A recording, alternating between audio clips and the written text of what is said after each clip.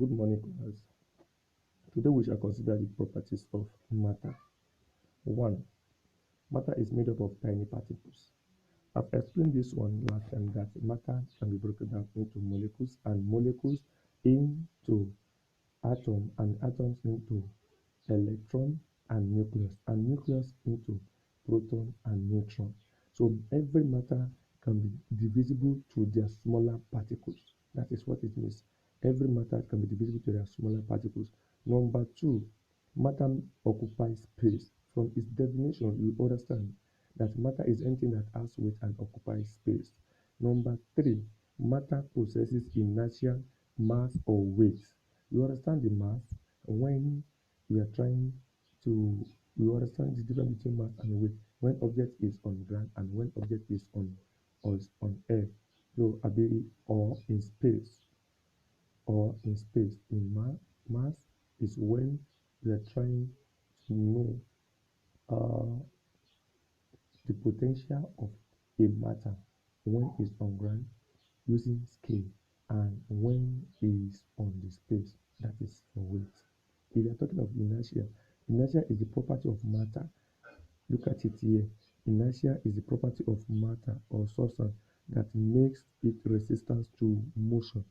That is it. The force in the internal forces of every matter or internal energy of every matter that makes it resistance to motion.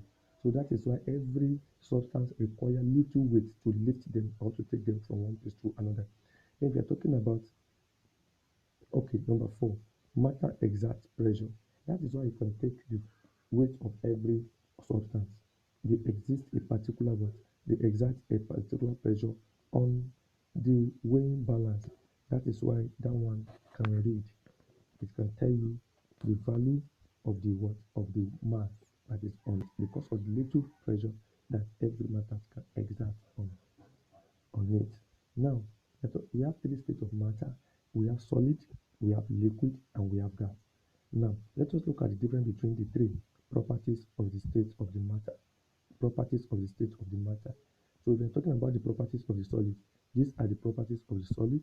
We are talking about the properties of the liquid. These are the properties of the liquid. We are talking about the property of gas. These are the properties of gas. And these properties is what we use to differentiate the three states of the matter. Number 1, the solid is very rigid. We're talking about the rigidity. They are rigid by their own nature. And no liquid has no definite shape of its own. There's no any regular shape for any liquid. Liquid does not have shape. They only take the shape of their containers. No, number 3, gas. Gas has no definite shape as well. So they don't have a definite shape of their own. So they take the shape of the container. So now next one, hardness. Hardness. Solid is very hard. Mm. Solid is hard. So though the level of the hardness is different from each other, but the general properties of solid is that they are hard. So and liquid, they are incompressible. Incompressible. You cannot compress liquid. There's no way for you to reduce the volume of liquid. They remain what they are. So liquid remain what they are unless you will change its state, unless you change its state or you will mix it with another thing. But as liquid as it is, there's no way you can change the volume of liquid. They cannot be compressed. And gas, gas is highly compressible. You can easily reduce the volume of gas easily. So due to under high pressure. Then we have ductility. When you talk about the ductility, what does that mean? Is the ability of a solid substance to be stretched. You can stretch it or you can reduce it longitudinally.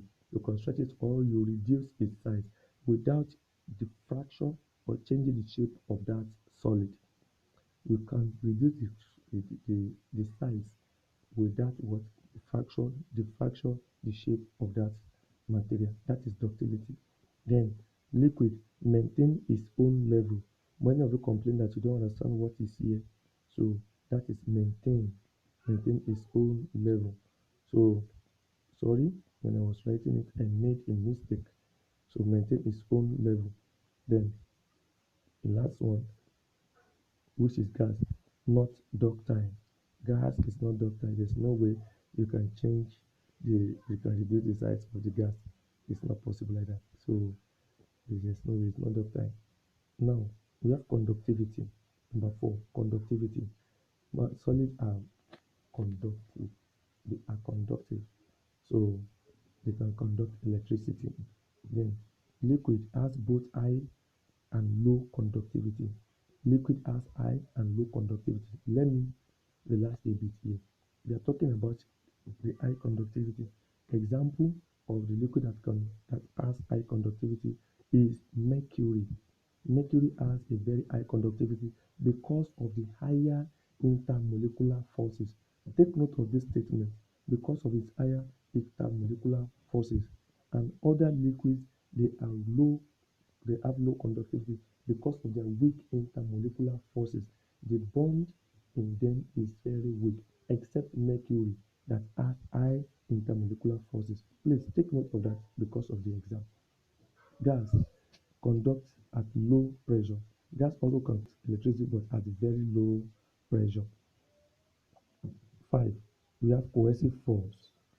Cohesive force, another properties of solid cohesive force. We are talking about okay, liquid too have cohesive force and adhesive force. Liquid has both, while gas has only cohesive force. We are talking about the cohesive force. What is cohesive force? Cohesive force exists between molecules of the same substance. Can you see that? Molecules of the same substance, while adhesive force exists between molecules of different substance. Cohesive force is the force that exists between the molecules of the same substance, while adhesive force is the force that exists between molecules of different substance. Take note of that definition. So now let us look at the structure. Okay, so because to avoid the complexity and understanding and to have a better understanding of the class, let us stop here and we meet again next class. God bless you. Thanks.